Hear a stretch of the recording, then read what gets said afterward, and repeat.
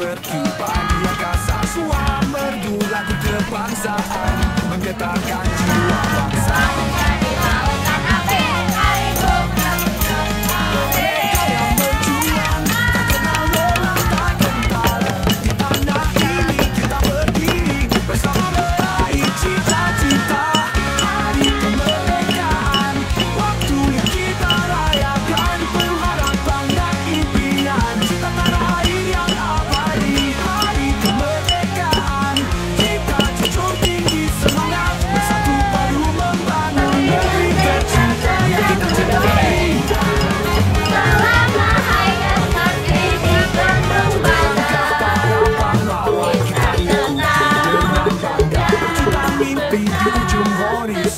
Terukir dalam sejarah bangsa kita.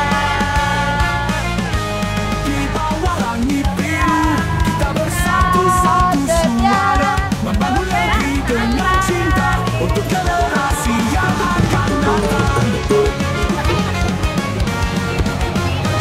Hari kemerdekaan, waktu yang kita rayakan, penuh harapan dan impian cita.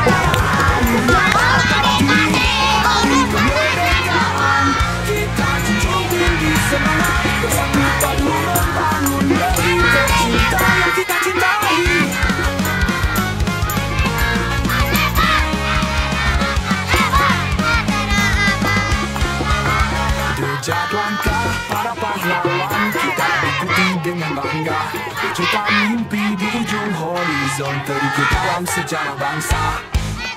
Di bawah langit biru, di bawah langit biru kita bersatu-satu suara membangun negeri dengan cinta untuk generasi yang akan datang. Hari kemerdekaan, waktu yang kita rayakan, pengharapan dan impian cita tanah air yang abadi. Hari kemerdekaan, kita junjung tinggi semangat bersatu padu membangun negeri tercinta yang kita cintai.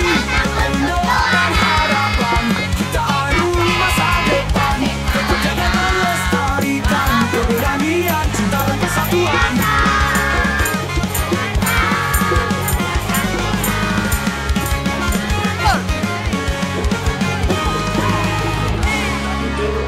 Hari kemerdekaan bersama kita melangkah menuju cita dan harapan dalam satu jiwa, satu bangsa.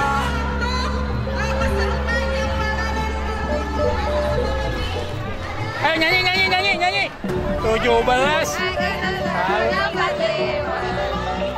2, 3, 17 Agustus. Tahun 45.